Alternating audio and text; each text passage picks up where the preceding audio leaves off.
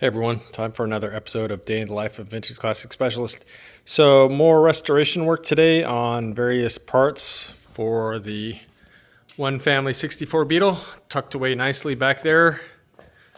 Man, that color, something else. Anyway, so today the intern Jacob and I pretty much continued with what we were doing yesterday as far as restoring parts and getting parts ready for plating, etc. So I talked about the headlight buckets yesterday, and really loving these headlight buckets with all the silk screening or printing, whatever this was on them, looking really good. But the insides of these had some areas that the paint was kind of flaking and bubbling. So went ahead and had Jacob sand and prep the inside of these. So I think what we're going to do is we're going to paint these on the inside only, which of course when the car is assembled is the only area that'll show, basically this area down here. And then we're going to leave this alone because we want to preserve this super awesome original silk screen on here that shows, the part number and everything. Super awesome, especially to see some that are in this nice of shape.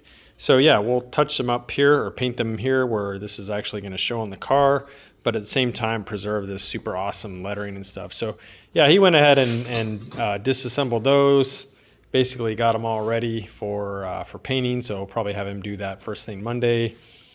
Put him to work on the horn, which I had kind of cleaned up last week.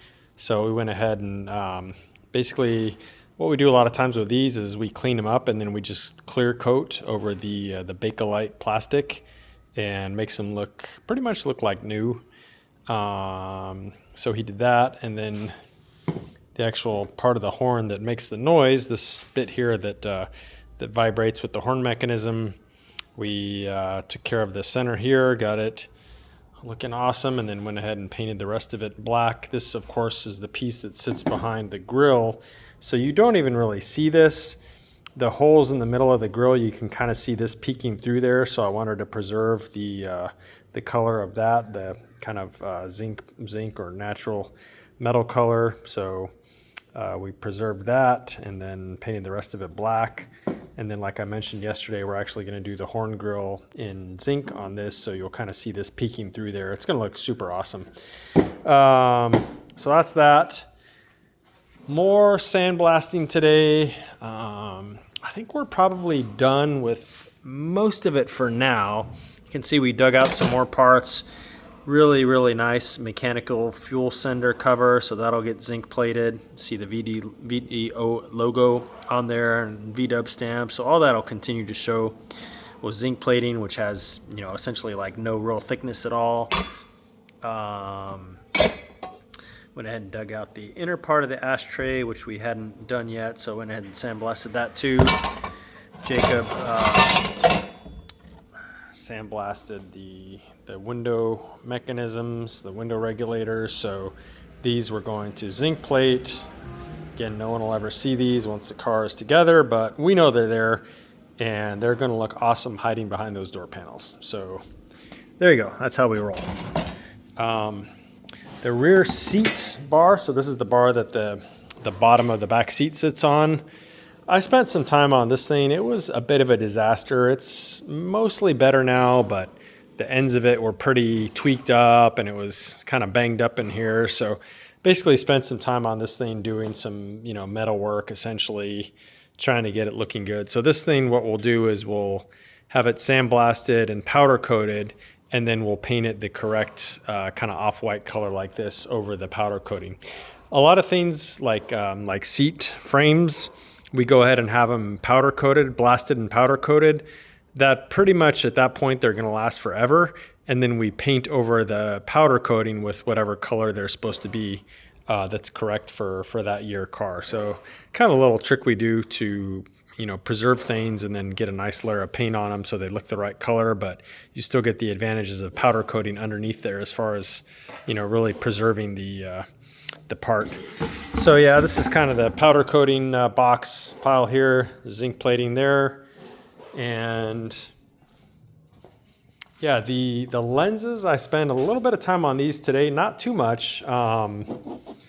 They came out really good. Basically, all I did on these was I pretty much hosed them down with some simple green, and then pretty much just rubbed them with just gloved hands actually, and then rinsed them in water. And man, I'm really happy with how these came out.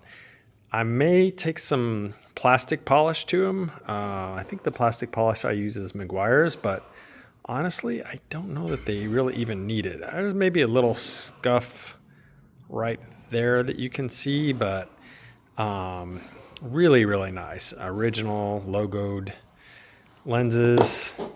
Likewise, the rear ones, which I think I talked about yesterday, just really in amazing condition.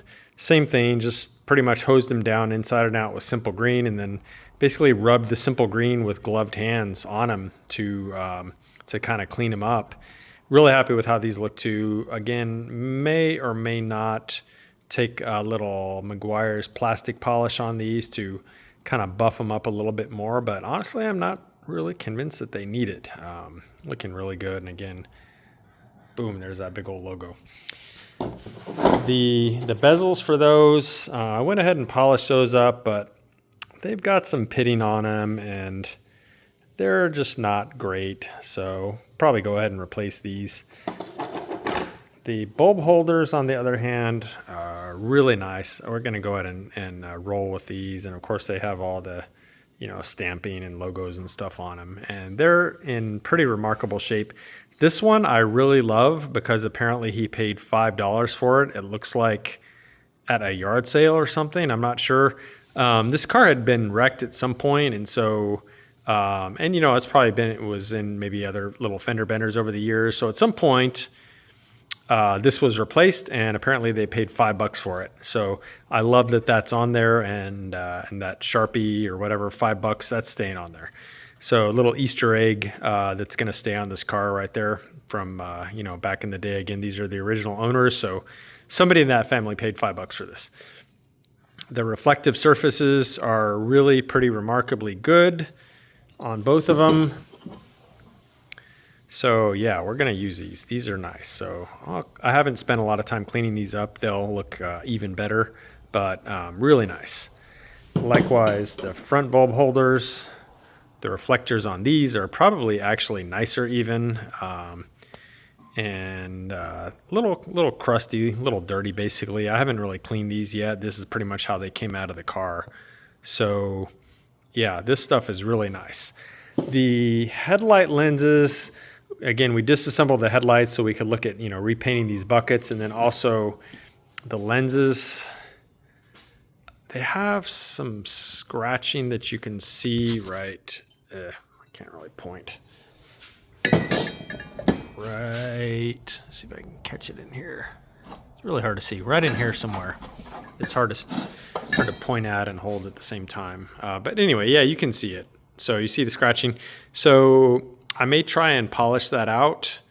Hopefully that will come out. It's pretty light. I'm thinking it may come out, or at least improve to the point where unless you kind of know it's there and you're looking for it, you won't see it. But I would really, really like to use these lenses on this car. So I'm gonna give it my best effort, and we'll see if we can get these looking a little better. But and they're both almost identical as far as the scratches that they have. So that's pretty much it for today, guys. Just, part of the long process of restoring a car here is taking all these original parts from, 50, 60 years ago and cleaning them and kind of figuring out what you can reuse, what you can't, what you're going to send off for plating, painting, powder coating. It's just a long process. And again, we try and reuse as much original stuff as we can. Sometimes things are too far gone. Sometimes financially it doesn't make any sense.